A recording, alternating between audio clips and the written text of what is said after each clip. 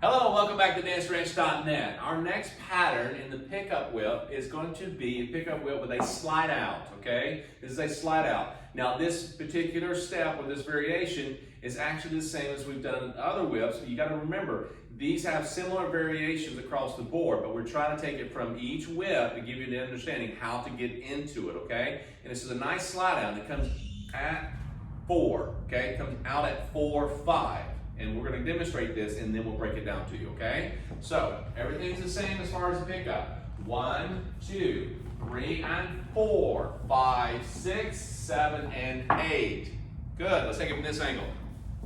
So here we go. And 1, 2, 3, and 4, 5, 6, 7, and 8. Nicely done. Okay, so what does that mean for you? Exactly that. She slides out nice and easy. Now, what is this any different than what we did previous in the basic? The difference is that you're going to end, gentlemen, with a right hand connected to her left hand. You start off with the left, okay? You end with the right. Same opposite for the ladies, okay? The reason I say that is because her footwork underneath is going to be slightly different as well. Usually in this, she has her left foot behind her right in a basic, but on this one in the slide out, her right foot is open, okay? Behind the left. You keep your rhythm, ladies and gentlemen, but you want to open up opposite of what you do in your basics. Now this is what brings a unique understanding like we've done in the other patterns. It allows you to do more. We do the same component, positioning, in a lot of other dances, okay? And the reason why we do this is because allowing you variation, also opportunity down the road as you advance, okay? Now remember, this is all about trying to set up what you do after count 4. So again, I'm going 1, 2, 3, and 4. The hand stays down, gentlemen, on this left side. Now what I'm going to do is keep my shoulder facing her as much as I can. As I go through 5, 6, I'm releasing that hand. Ladies, you keep going away with that right side because it's not connected. So whatever side is not connected, allow it to open up. Cool? You'll notice that in the basic, when you get back, this side's not connected, so you allow it to go back naturally into that left foot behind the right.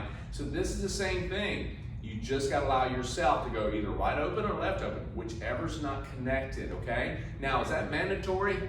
No, because there are going to be times you're going to have a connection and you still need to bring this right side open, but that's later on down the road as we talk about other things and other dances, okay? And gentlemen, it's the letting go of that hand that lets us know to open up. Because obviously, if you still have the hand, they can't do that unless you're in a certain position and doing certain things.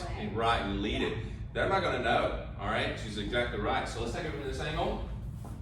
So again, you notice also, gentlemen, as I do this, when I end this, I end with my body kind of open as well. Again, your body positioning and rotation influences your partner greatly in a lot of things. So understand that. We talk about that in the circular track method and how that works as far as centering toward our partner and how it influences her. But we also make sure that distance, okay, and orientation around her influences a lot of our leads. And notice that my right hand is the last thing that's connected to her, and I rotate open. That influences that whole movement at the very end, which is very cool. Okay, so here we go. Pick up whip, 1, 2, 3, and 4. Begin sliding down.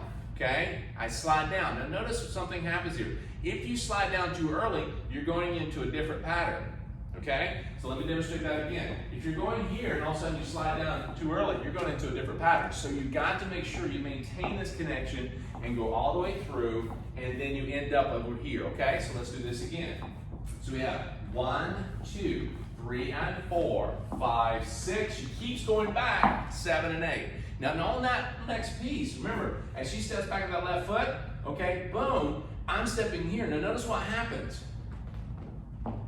Yeah, do you see me rotate a little bit more? You see this hand come in? Because I rotate my body, my right arm is influenced to rotate here, which rotates her left side open, boom, and her right side goes out. That's part of how we know. Right. Yes, if we say right here, notice that it closes up her right, it's very difficult to understand that. Now what she's got to do, if she finds that position, she feels like I want to open up, she's got to break frame on that left side, there at the shoulder to open that side up. But I would make it easier on her to kind of rotate the body. I see, that's the whole thing. It feels natural. Yeah. Because she's opened that up for us. Exactly, so let's take it from this angle. Okay, so pick up whip and 1, 2, 3 and 4, 5, 6, 7, and 8. Nice.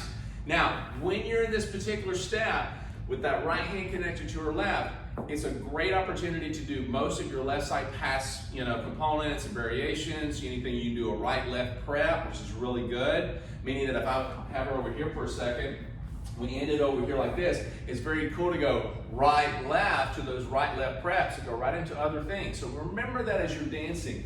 This is a great setup for those things. Now, it doesn't mean you can't do anything from a right side or your sugar push or anything like that, but this allows you to go implement something easily right into something like that. And that's done, earlier in your videos with all the variations that we have, okay? So again, this is a cutoff with a kind of a slide out, okay? In with the opposite hand, remember that. Go back and rewind, have fun with this, come back for the next pattern. See you in a moment.